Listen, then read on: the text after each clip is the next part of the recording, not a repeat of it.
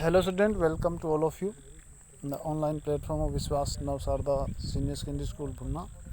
Student 8th class में हमने start किया हुआ है, थर्ड लेसन है जो आपका, उसके बारे में हमने पढ़ा था biotic resources, natural vegetation and wildlife. तो हमने देखा था कि जो रिसोर्सेज नेचुरल वेजिटेशन और वाइल्ड लाइफ होते हैं, बिना ह्यूमन इंटरवेंशन के ग्रो करते हैं, वो बायोटिक रिसोर्सेज में आते हैं।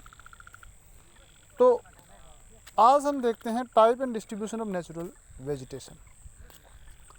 जो हमारी प्राकृतिक वनस्पति है उस में किस प्रकार से वितरित है, डिस्ट्रीब्यूशन उसका क्या है।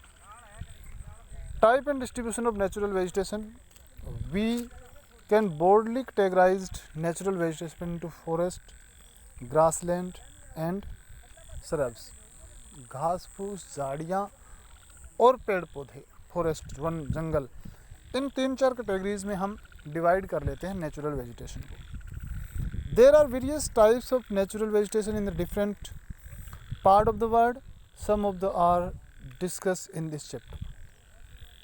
पूरे विश्व में डिफरेंट टाइप की वेजिटेशन है। इस लेसन में कुछ एक वेजिटेशन के जो टाइप्स हैं उनको हमने डिस्कस किया है। तो क्या है नेचुरल वेजिटेशन? सबसे पहले फॉरेस्ट में tropical evergreen, tropical deciduous, tropical evergreen, temperate evergreen, temperate deciduous, Mediterranean vegetation और कन्फरियस फॉरेस्ट। ग्रासलैंड में आपके 2 प्रकार के होते हैं, टेम्परेट ग्रासलैंड, ट्रॉपिकल ग्रासलैंड।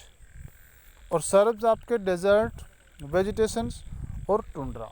ये जो वनस्पति है तो ये टुंड्रा प्रदेश में और डेजर्ट में पाई जाती है, आपके जो एरिया है। अब इसमें वर्ल्ड का टोटल एरिया दिखाया गया है, जिसमें ट्रॉपिकल एवरग्रीन फॉरेस्ट कहाँ पर हैं, दूसरे फॉरेस्ट कहाँ पर हैं, ग्रासलैंड, और ये सब जो हैं इसमें आपको दिखाया गया है।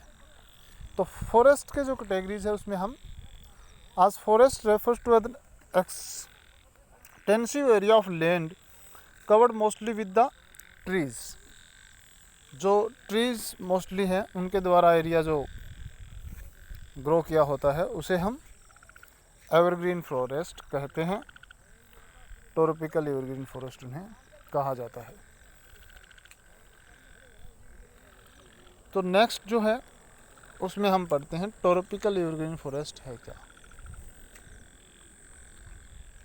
Tropical evergreen forest, these forest are well ground in the area near equator and close to the tropic.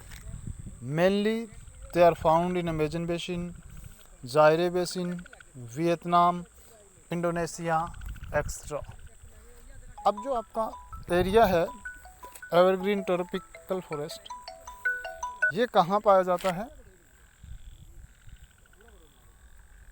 ये एरिया जो है आपका अमेजन बेसिन, जायरे बेसिन और वियतनाम, इंडोनेशिया में पाया जाता है, या फिर आपका इक्वेटर के आसपास पाया जाता है, यानी कि भूमध्य रेखा के आसपास का एरिया है। इसकी मुख्य विशेषताएं क्या है? There are also called the tropical rain forest. इनको सदाबहार वर्षावन भी कहा जाता है।